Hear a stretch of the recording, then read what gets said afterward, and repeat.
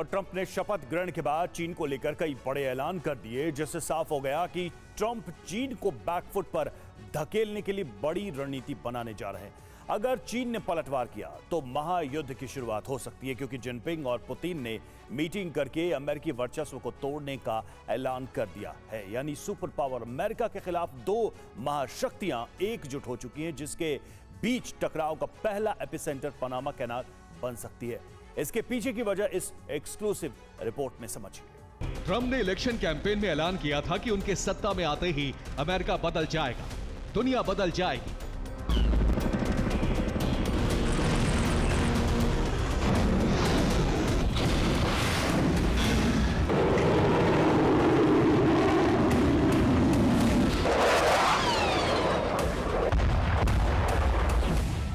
Trump के फैसलों से उनकी कही बात सही साबित होती दिख रही है। दुनिया तेजी से बदलने की तरफ बढ़ रही है, लेकिन ट्रंप के हिसाब से नहीं। घर बैठे अच्छा मुनाफा कमाना सब चाहते हैं। कैंडल मेकिंग बिजनेस से ये सपना पूरा करें। जानने के लिए फ्रीडम ऐप डाउनलोड करें। बल्कि तीसरे विश्व युद्ध की तरफ, क्योंकि ट्रंप के ऐलान के बाद चीन और रूस भड़क गए हैं। पुतिन ने युद्ध विराम का फैसला मानने से इनकार कर दिया है, जबकि चीन ट्रंप के फैसलों से बौखला गया है। यानी हालात सुधरने के बजाय बिगड़ने लगे हैं। इसका सीधा मतलब है कि अमेरिका से रूस चीन का टकराव बढ़ गया है।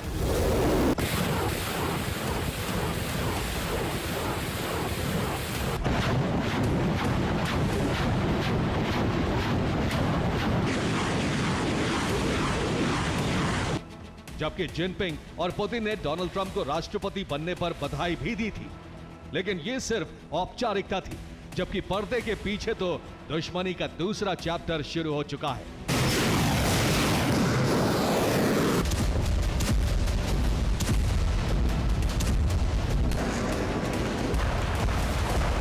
ट्रंप ने शपथ लेने के बाद चीन को लेकर 3 बड़े फैसले लिए। पनामा कैनाल को चीनी नियंत्रण से मुक्त कराने का ऐलान, WHO को चीन के दबाव से मुक्त कराने के लिए WHO से यूएस हटा, मेड इन अमेरिका के जरिए चीन की अर्थव्यवस्था के खिलाफ हल्ला बोल।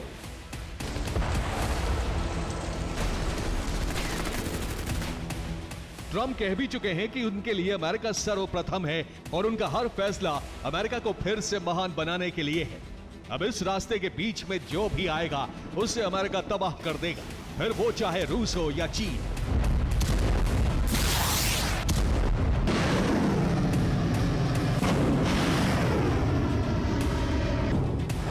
खासतौर से पनामा नहर को लेकर ट्रंप ने साफ कहा कि अमेरिका इसे पनामा से वापस लेने जा रहा है। पनामा कैनाल को वापस लेने का ऐलान ट्रंप अपने कैंपेन में करते रहे हैं, क्योंकि व्यापारिक और कूटनीतिक रूप से पनामा अमेरिका के लिए काफी अहम है। लेकिन अब चीन का दबदबा है।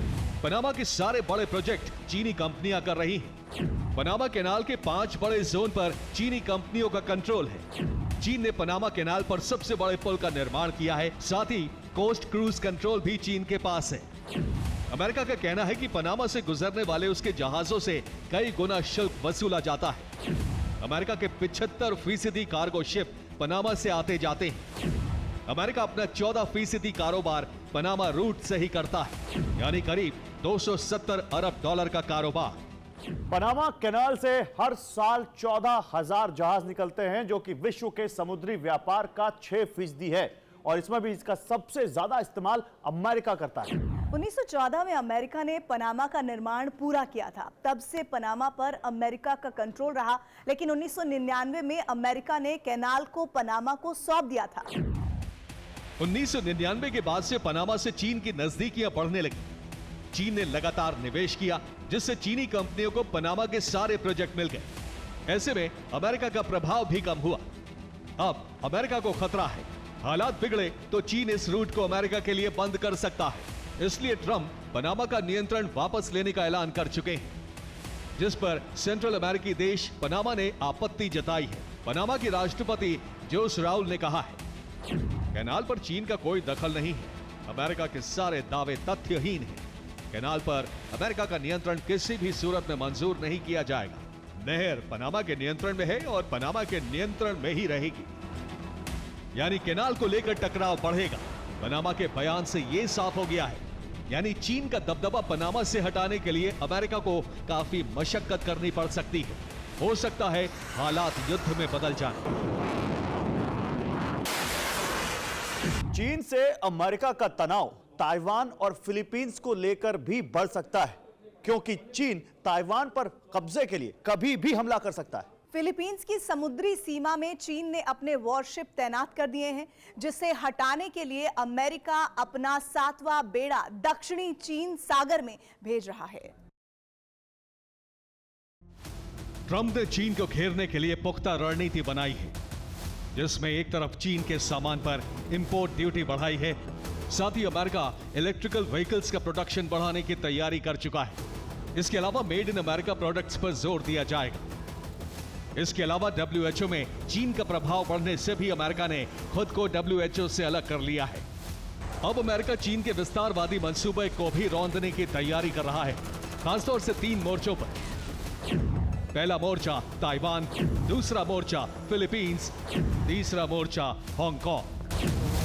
ट्रंप ने शपथ लेने के बाद अपने भाषण में चीन पर सबसे ज्यादा प्रहार किया, क्योंकि इस वक्त चीन अमेरिका के लिए सबसे बड़ी चुनौती बन चुका है। इसलिए अमेरिका आर्थिक और रणनीतिक तौर पर चीन को बैकफुट पर ढकेलना चाहता है, लेकिन चीन पीछे हटने को तैयार नहीं है, बल्कि वो रूस के साथ मिलकर अमेरिका से टकराने की तैयारी में है। ट्रंप के ऐलान के तुरंत बाद जिनपिंग और पुतिन ने वीडियो कॉन्फ्रेंसिंग के जरिए मीटिंग की और अमेरिका के खिलाफ रणनीति बनाई।